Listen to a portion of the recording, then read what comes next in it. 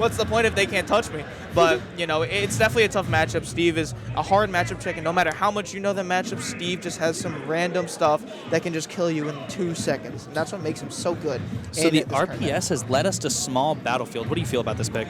I mean, it's a stage that both of these characters definitely benefit off of because it is a smaller blast zone. So not only will Steve be able to kill early, but Lemontea, as long as he's able to get off any sort of move. No. Is that going to be an SD? No, it's not. He comes back on the stage.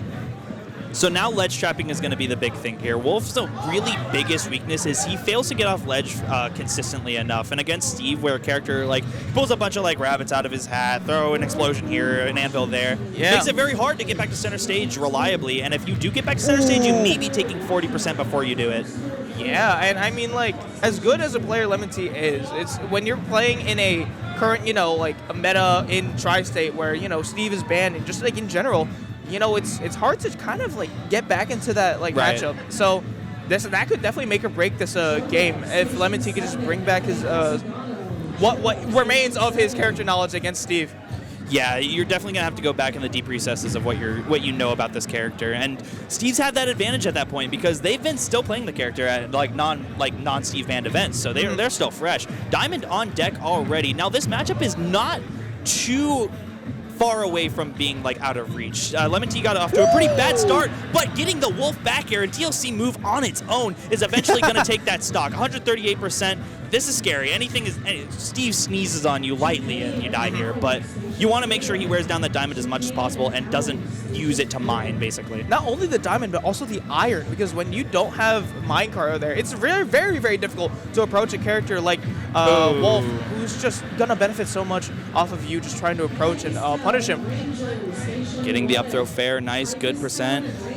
Yeah, I'm not sure about that blaster. I feel like he had the pressure kept up, and the blaster was kind of just a reset, but it gave him Pango enough frames to get it to roll in. And when Steve rolls in on you, that's when you know things get scary. Yeah, absolutely. Steve can play both aggressive and passive, and Pango showing that off very, very well right now. Going for the anvil read. Unfortunately, Pango is not going to give it to him. I wonder if Pango's going to go for the anvil read next time, waiting for Lemontea to switch it up to bait the bait, basically. So now it becomes a game of RPS when you're in the top blast zone, and that's a scary game to play. Yeah, now Pango has his minecart completely ready with the cold on deck. This is not going to look too good for Lemontea at 124 right now. Gets that dash attack off, but not going to kill. And unfortunately, for the last stock of the game, you're going to have to play it against Steve with Diamond because you allowed Pango to get that next Diamond. So, he's going to go. I don't dislike the idea, but as soon as you kind of flinch from ledge, that's when Steve is just going to let the button go because, lava goes off of the ledge, stays out forever. 51% jab F smash. The down tilt is going to catch, but Lemontea saving his jump, so not going to get hit by the deadly minecart that was going for. Exactly. And, fair play to Lemontea to keeping his jump. A lot of players panic there, so for Lemontea to keep his cool in that position, fair play. Gets another dash attack. Not going to kill just yet. He needs to stop very, very soon. What I'm kind of seeing from Lemontea is he's afraid to approach Pango, so what he's done is taken to the full hop skies, going for full hop safe back airs, full hop safe nairs, but unfortunately it doesn't apply the same pressure as when you're grounded against Steve because Steve just kind of runs under you or runs away. He doesn't give you that time of day. So I think Lemontea needs to figure out how to pressure Pango when he's in that position. 173%. This is where Wolf kind of starts to, starts to die down. No, and at a certain point, it's just when you're at a high percentage, it almost feels like you can't do anything against just anyone, just in general, because Wolf does struggle to kill at high percentages. So, fair play to Pango just being able to keep on to his second stock, and that definitely set the pace for that entire match, because once Lemontea was just struggling to kill, Pango knew immediately that he was able to just get as much as he could. And although Lemontea was able to waste a lot of Pango's materials, Pango still was just able to dominate that zone game. I very much agree with going back to small battlefield. I don't really think the stage was the reason for Lemontea's loss in the first game. I think it's just that he let Steve get the better of him, and he let the lead climb too much, and he let Pango get diamond. And those are things that are solvable by playing on not on PS2, on small battlefield, because the stage is more condensed. You're forcing Steve to scrap with you more often as opposed to mining. So I think the stage is very good. Yeah, and I mean on small battlefield, you got to remember that Steve can actually get diamond much earlier on a stage like this.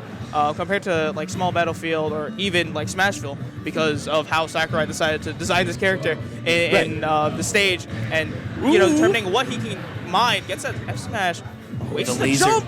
That laser was so cheeky because it forced Pango to immediately pick an option right then and there. That just stopped his momentum, and most people panic when that happens on the recovery. Yeah, and Pango right now just playing safe, knowing that... Ooh, the dash tag, yeah, but not getting the latest hit. That kind of sucks. Yeah. And I like how Pango's still playing back despite, you know, being in a high percentage, because he knows that as long as he's just able to defend as much as he can and how well he's doing it right now, there's no way Lemontea is killing it. Again, he's at a high percentage. Pango knows this very, very well. He's just going to try his best to play defensively. And these past few interactions have given me a perfect snapshot on how Lemontea needs to be playing. You saw how Lemontea was moving around when he had a lead, and Pango was kind of chasing after him. He was trying to get in, just get like a wooden hit, and then he finally gets it and then goes back to mining. If Lemontea can recognize how to make Pango chase him, to like actually like go on a wild goose chase, yeah. Lemontea can punish him for that, but he needs to be proficient at avoiding those attacks. Yeah, and I feel like Lemontea's is very, very scared of that minecart because he doesn't want to get grabbed onto that because he knows he'll die very early. So, you know, despite like him trying to get in a lot, he's very cautiously moving around Pango, who now has Diamond. And we've seen what happens when Pango gets Diamond. Even if he loses the stock first, he tends to take the next stock pretty quickly. And now you get the ability. Now you have the downtime of them coming down from the Halo platform to mine even more, and you get to set up your walls. 42% from down throw, like jab, fair. That's I guess. Yeah, I know the way that Steve's framed it. Just the ability for Steve just get in, especially with that jab and dish out so much percentage. Not gonna get that forward air spike. Definitely looking for that and trying to cheese his stock very, very soon. I like that block placement on the minecart because where Pango jumped out, it stopped his horizontal momentum, so he wasn't in the blast zone, but it shot the minecart out like a projectile, like a huge command grab, and it actually connected, so Pango was able to follow up pretty nicely off of it. I definitely agree with that. Right now, he's playing super, super defensively. Knows that Lemontea is definitely getting a little bit anxious right now, just trying to get off as much percent as possible and approaching a lot, and Pango is benefiting off of that a lot. Double fair for Lemontea. Pango gets hit by that back air.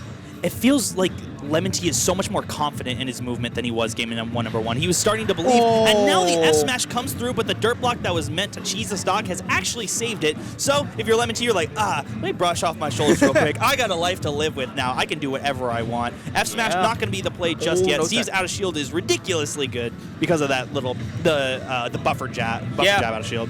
It's crazy again how safe Steve can be. Looking for that jump read, not going to connect it. Though gets hit by the up smash. No iron. You could see the look in Lemontea's eyes. He's like, oh, I will up smash there, but if that was an anvil, I was so dead. Yeah.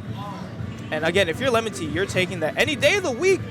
Somehow not getting hit by anything. Pango missing There was so much death and destruction, just lagless jabs and back airs being flung at Lemontea. I'm like, oh, this spacing is way too close. Oh, yeah, no. oh my god. And Fast here we go follow. on the ride. 60% right off the bat, looking for the anvil, not going to connect it. Pango unfortunately jumping off, so it was a little bit weaker, so Wolf Uppy was able to go through it. Oh my god, and look at Pango just racking up their percentage, doing so much damage to Lemontea. Just immediately, this is what Diamond does to players. It's so just demoralizing. It really is. And that's what makes Steve so good, is the fact that he's just able to destroy your morality and play with your mind so much. That's what makes him so good, and that's why everyone hates him. But hey, it works. Look for the backer, not going to connect. And now I like the way Pango's playing this last stock. You see he's not really going for these interactions. He's more so every time he's getting hit, you see him just place a block and reset disadvantage, gather his resources, just play sure. But only one iron left to work with here. Gonna use the up B just to save the iron. And now you got to find a chance to mine, but that stray minecart is going to give you the chance, but you're going to use it to build new diamonds, and the dash tag is going to miss the... You hate to see it. That's 2 sets in a row now that have been ended due to poor DI. Yeah, unfortunate from Lemontea. I don't think he was expecting. Then again, what can you expect from Steve? He throws at anything possible, and it just works. I mean, like... It just works.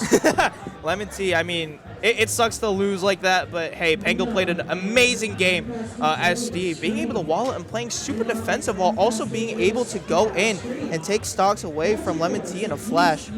And yeah, I think at the end of the day, it just came down to that because neutral, disadvantage, advantage was pretty even from both players, all things considered. But the big difference maker is that Pango was able to close out these stocks a lot more consistently and a lot more calmly than Lemontea was. Yeah, and that definitely goes down to, you know, the mental strength of both players. Because I feel like despite Lemontea playing much, much better in the second game, he started to like lose some sort of momentum that he had, taking stocks pretty early, and Pango was just able to capitalize on that. Not only that, but at that last stock, the way he was able to do 60% immediately onto Lemontea, if you're Lemontea, you're like, man, that sucks. I was doing so well, and then he just gets so much damage in a matter of seconds. And then Pango getting that dash attack to knock the stock off and take the set 2-0 in his favor. A lot of 2-0s in this on stream today, actually. It's yeah, crazy. we're moving along quickly. We're already getting into set number 4, where it looks like we have. I recognize Leon up there. So we got. I think the first seed of the tournament. Yes, I believe Leon is the first seed. Yep.